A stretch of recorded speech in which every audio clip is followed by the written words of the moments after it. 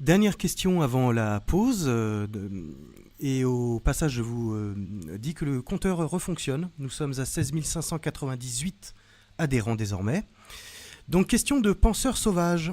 Bonsoir, Président. Si vous êtes élu en 2017, que comptez-vous faire en 2022 après avoir appliqué votre programme ?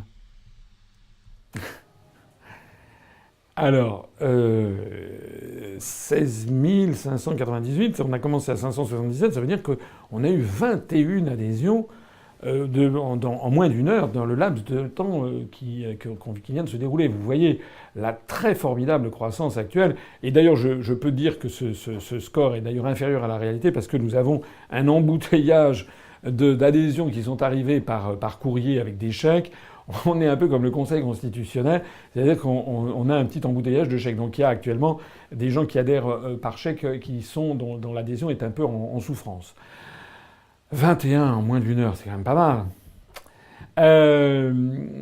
Je rappelle quand même qu'à la fin de la première année de l'UPR, on devait être à peu près à 45. Voilà. Là, on fait en 1 heure, on fait en 2 heures ce que j'ai fait la première année en nombre d'adhésions. Je ne sais pas si vous voyez. Pour répondre à notre internaute, qu'est-ce que vous voulez que je réponde ? C'est une question. Écoutez, on verra ce qui se passera. Mais il y a quelque chose vraiment sur quoi j'insiste. Moi, je ne veux pas accéder au pouvoir pour le pouvoir. Je suis pas de Ceausescu. J'ai pas envie de. Moi, ce qui m'anime, je crois, c'est quelque chose. En fait, les gens qui me connaissent ont bien compris ce qui m'anime. Ça n'est pas l'argent, ça n'est pas le bling-bling, ça n'est pas le côté m'as-tu vu. Non, ce qui m'anime, c'est d'abord vraiment de me battre pour mon pays que j'aime, pour le peuple français qui mérite d'être défendu correctement alors qu'il a été laissé tomber par les élites pendant plusieurs décennies maintenant. Et puis, ce que je voudrais au plus profond de moi-même, c'est laisser ma marque dans l'histoire, que mon nom suscite pour les générations futures un exemple, suscite des réactions positives. Voilà.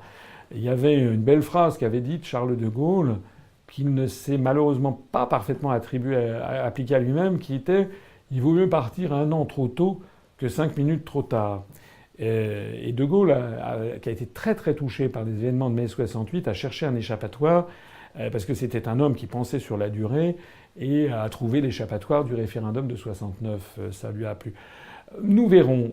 Moi, si au cours du quinquennat, ou pour lequel je serai élu, si au cours de ce quinquennat je mène à bien toutes les réformes considérables qui sont prévues, et si on remet d'aplomb la République française, et si on voit émerger une nouvelle génération de responsables de droite ou de gauche, parce que c'est normal qu'il y ait la droite et la gauche. Je ne crois pas dans une union nationale sur longue période. En tout cas, malheureusement, on peut le regretter, mais c'est comme ça. L'histoire, les exemples historiques montrent que ça ne dure pas très longtemps.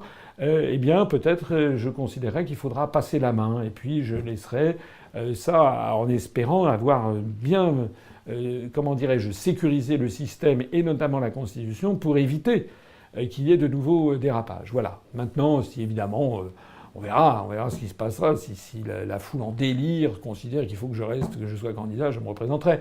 Mais honnêtement, c'est pas du tout ça que j'ai pour l'instant à l'esprit.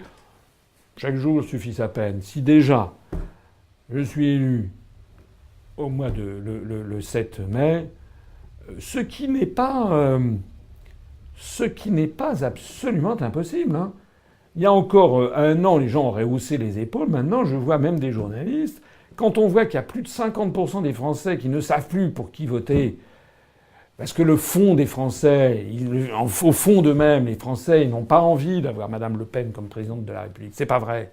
Au fond d'eux-mêmes, les Français n'ont pas envie d'avoir Monsieur Macron comme président de la République. C'est pas vrai. C'est pas vrai. Je vois bien qu'il n'a pas l'épaisseur, l'envergure, la carrure, l'expérience. Ils l'ont bien compris.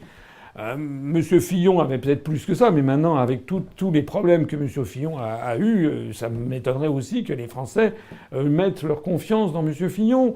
Et puis Monsieur Hamon, c'est un papier de cellophane, on voit à travers. Enfin, je ne sais pas, il est inexistant. Bon, Donc je pense qu'il y a une grosse partie de la population française qui attend autre chose et qui n'est pas satisfaite du choix. C'est la raison pour laquelle je pense que tout est possible, même ce qui pourrait paraître incroyable. Voilà, c'est d'ailleurs tout ce qu'on va faire. Moi, je vais là à la candidature, si je suis bien les parrainages, c'est pas du tout pour faire de la figuration, hein. Qu'on soit bien d'accord, c'est tout faire pour que, au soir du 23 avril, on ait cette nouvelle sensationnelle, c'est que je sois qualifié pour le deuxième tour.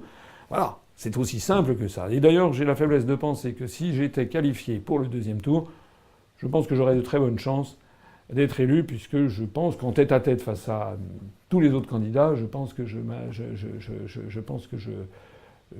serai élu. Donc la difficulté, en fait, c'est le franchissement du premier tour. On va tous s'y mettre, tous se mobiliser, et puis on va essayer de faire l'impossible. Vous savez ce qui est dit, comme ils ne savaient pas que c'était impossible, ils l'ont réalisé.